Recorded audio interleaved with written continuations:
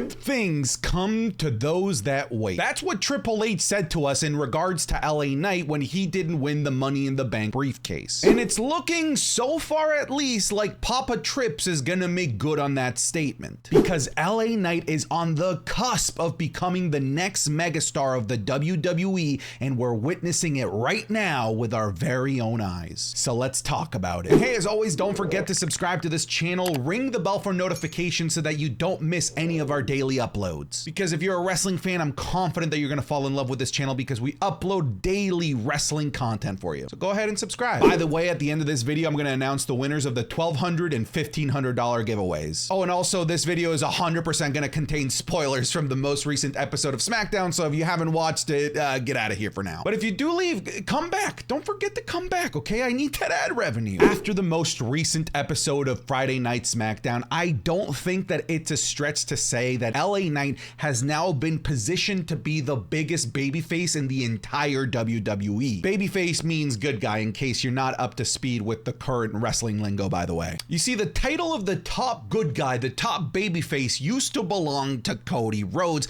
but currently he's in limbo. Cody Rhodes has no direction. He has no objective to try and complete. There is no mountain to climb right now for Cody Rhodes. He's really just existing and treading water and being an auxiliary piece in other people's storylines. Now, don't get me wrong, Cody Rhodes will rise back up to the top when the time is right, but right now it's LA Knights. And no, I'm not even gonna include Seth Rollins into this conversation because I really do believe that that World Heavyweight Championship just does not have the allure that some of the other storylines or titles have. Although I am digging Seth Rollins versus Nakamura, I don't hold Seth Rollins to the same regard as I do Cody Rhodes or LA Knight when I'm talking about the top babyface in the entire company. But back to LA Knight and Cody Rhodes, because if you compare LA Knight to Cody Rhodes in terms of what they're doing right now, you'll realize very quickly that LA Knight really is the top babyface of not just SmackDown, but the entire WWE. Because unlike Cody Rhodes, LA Knight actually has a direction. He has made it clear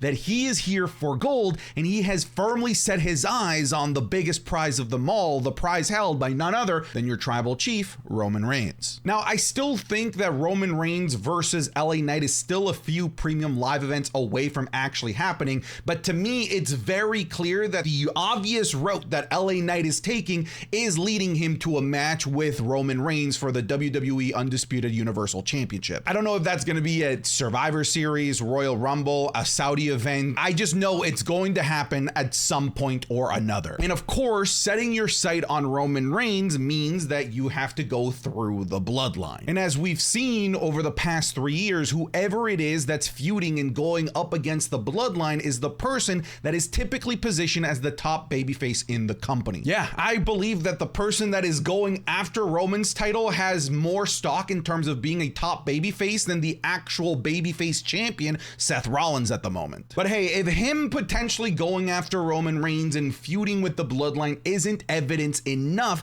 then having LA Knight make the save on John Cena from another bloodline beatdown to sign the contract, become his tag team partner, should make this an open and shut case that LA Knight is about to be pushed to the very top of the mountain as a good guy. Now, I've seen some people online saying that, quote, partnering with Cena doesn't necessarily mean that LA Knight is going to be pushed. Just look at what happened with Zack Ryder turning into wheelchair neck brace Zack Ryder. And to that I say, fair. Zack Ryder got absolutely buried when many of us thought, hey, this is his make or break moment because he's getting aligned with John Cena. But to be honest, I really believe that you're comparing not apples and oranges, but apples and cinder blocks. The context is just too different, because back then, John Cena was the top babyface of the entire WWE. The entire WWE machine revolved around making Cena look strong and setting Cena up for his next major feud and next major obstacles. And because boosting John Cena and making him look strong was the ultimate end goal for the WWE at that time,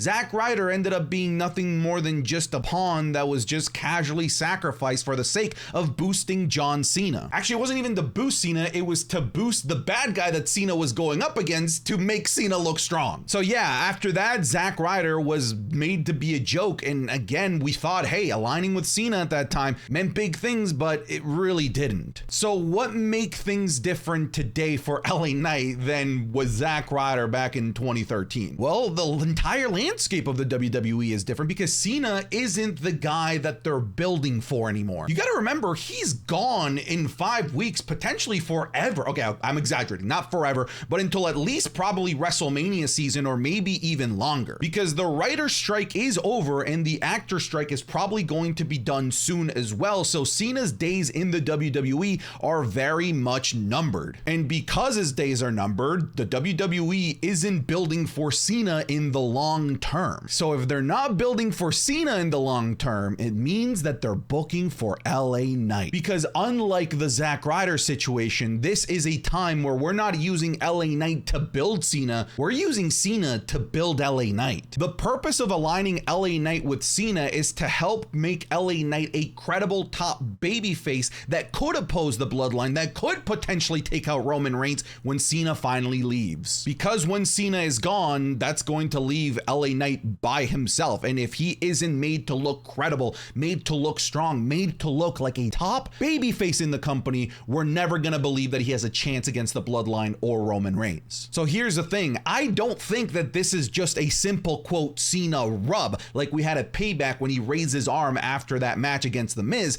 I think this may straight up be a full-blown passing of the torch. A passing of the torch from a past top babyface to the new top babyface in the company. So let's quickly recap, because LA Knight is getting the potential Cena torch passing and he's being lined up to be the next feud for Roman Reigns and the bloodline. Fellas, I am telling you, if you bought your LA Knight stocks earlier this year, like I told you, hell, if you were even smarter and bought them back in the NXT days or in the Maximum Male Model days, your stocks are about to shoot, to quote Cameron Grimes, to the moon. And here's the best part of this entire push for LA Knight. It's that it doesn't feel forced. In fact, the complete opposite. It feels so organic, so natural, so earned. And part of the reason that it feels so organic and natural is that LA Knight is the exact same character today that he was when he was a bad guy. His body language is the same. His motivations are the same. His personality is the same. The only thing that's changed over the last couple of months is who his alliances are with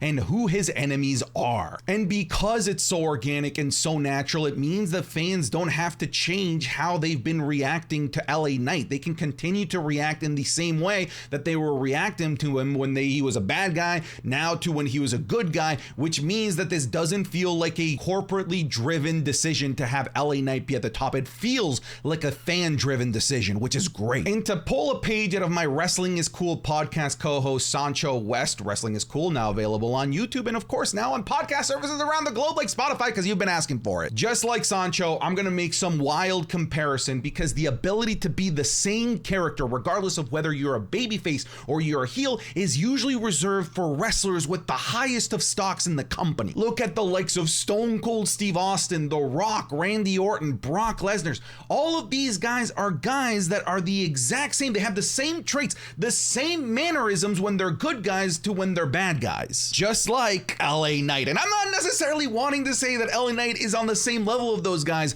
but there are comparisons that are undeniable that we should recognize. Because sure, okay, I might be reading just too deep into all of this, but to me, it just feels like the WWE finally gets and understands the value of LA Knight. They know what they have with LA Knight. They know how to use LA Knight. They know how to make money off of LA Knight. So now they are ready to push LA Knight to the moon. Because as Triple H said, good things come to those that wait. Welcome to the LA Knight era. Yeah. All right, get out of here. But wait, not yet. I'm going to tell you who won all the giveaways. Congratulations to Cavier for winning the $1,200 giveaway and YSL Tony 56 for winning the $1,500 giveaway. And Capital One has been kind enough to do another giveaway, this time of $1,750 or a gaming PC plus a monitor. You can take the cash or the computer and monitor if you win. You can have one or the other. But to enter, it's super simple. You just have to go to the very top link in the description or in the pinned comments. Once you click it, it'll take you to this landing page here. Once you're here, click here to enter giveaway. Then make sure you put in your email and your username. Make sure you put in a valid email, because that's where we're gonna contact you if you win. From there, it'll take you to the Capital One shopping extension landing page, where you can install the extension with one click. And once the extension is installed onto your browser, you are in and you are set to go. You don't need to make an account with Capital One. Just make sure that the extension is fully installed and you're in. Thank you very much to Capital One Shopping for sponsoring this month's streams.